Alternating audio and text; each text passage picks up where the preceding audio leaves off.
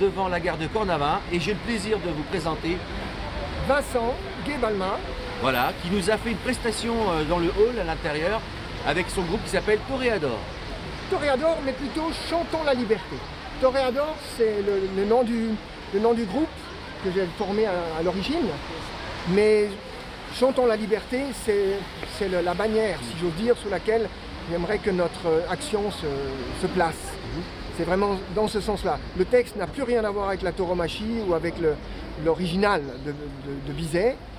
Donc c'est vraiment Chantons la liberté. Le texte que j'ai écrit là-dessus parle de liberté, de vérité, d'amour, de toutes ces choses-là qui nous tiennent à cœur.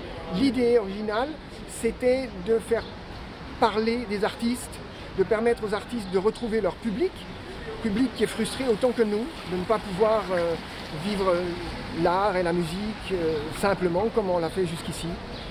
Et j'entendais souvent autour de moi, ouais c'est bête, on fait plus rien, il n'y a rien qui se passe. Et ça m'a frappé cette remarque. Je me suis dit, moi je veux faire quelque chose, je veux m'engager pour changer cet état de fait. Nous on veut danser encore, la magnifique chanson qui tourne partout dans le monde francophone et ailleurs maintenant, est un hymne quasiment de ce mouvement-là. J'avais envie de faire quelque chose qui aille dans le même sens mais qui se singularise un petit peu. Voilà, simplement pas pour faire autrement ou autre chose, mais pour faire ce que je sais faire. Voilà. Et tous les musiciens, les chanteurs, les danseurs qui sont dans ce groupe sont des gens que je connaissais, certains je les connaissais bien, d'autres pas du tout. Et on s'est associés, on s'est regroupés autour de cette idée et ça a donné ce que vous avez filmé tantôt. Vous étiez nombreux quand même. Oui, sur le groupe, on est 100. Et là, aujourd'hui, on devait bien être une 40-50 entre les danseurs, les chanteurs, les instrumentistes. Oui, c'est environ une cinquantaine. Et dans le hall, pardon, rapide. En tout cas, vous avez marqué la surprise. Hein. Oui, vous êtes arrivé, vous n'avez pas l'habitude de jouer comme ça. Hein. En quelques minutes, il fallait se préparer, même pas le temps d'accorder les trucs, et hop, on part. Parce que il y a quand même du stress, j'imagine, à jouer comme ça, au flirter un petit peu, jouer avec les interdits. Alors... C'est ça. C'est ça le côté peut-être un petit peu délicat de cette intervention flash mob, c'est qu'elle a justement pour but d'être éclair. Et si on les annonce, elles perdent leur jus. Vous ne pouvez pas les faire. Sel. Tout simplement, si vous demandez une autorisation, elle vous sera refusée. Elle vous sera refusée. Et puis, même si vous annoncez longtemps à l'avance, il y aura déjà des forces de police sur place. Alors que là, vous avez fait par surprise. C'est tout le principe de la flash mob. Un petit peu un coup de poker. Et justement, je rebondis, petit clin d'œil à Cédric. Tout à l'heure, avant le hall ici de Cornavin, vous étiez sur la place de Plein Palais. C'était pas fantastique, on va dire, par rapport au temps, mais quand même. Et ça s'est passé comment? Alors, on s'est rassemblés d'abord sur la plaine. Et là, le petit auvent sous lequel on était n'était pas très accueillant. Il y avait des chaises, des gravats, enfin tout ça.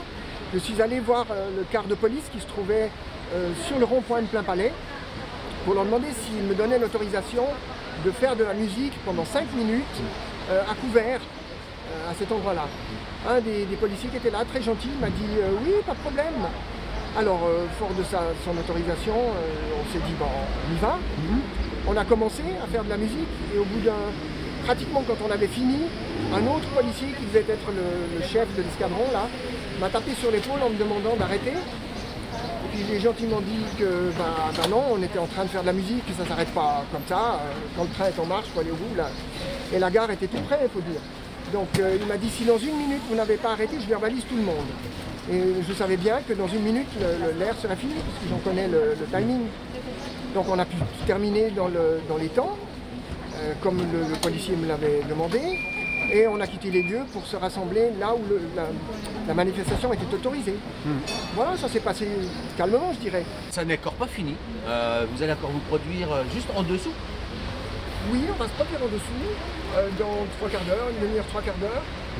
Et puis ensuite, si le temps le permet, ce dont je doute, on est invité par le défilé du 1er mai à faire notre flash mob en inauguration du défilé. Mais ça, ce n'est possible avec des instruments comme les nôtres que par temps relativement clément. Il y a la possibilité de jouer sous des parapluies, mais je ne sais pas si on aura assez. Puis mes collègues ont des instruments de prix, ils ne vont pas forcément non plus mettre leur beau violon en péril. Donc je ne pense pas que ça va jouer ça, mais on restera en contact avec la météo, on verra bien. En tout cas, on vous remercie, vous êtes vraiment très courageux de faire ça. Toute l'équipe d'Agora TV, bien entendu, vous remercie chaleureusement et continuez comme ça. Ce sont de belles initiatives qui font qu'aujourd'hui, la liberté n'a pas de prix et c'est comme ça qu'on y arrivera, en se montrant et en montrant de l'amour et de la joie. Voilà.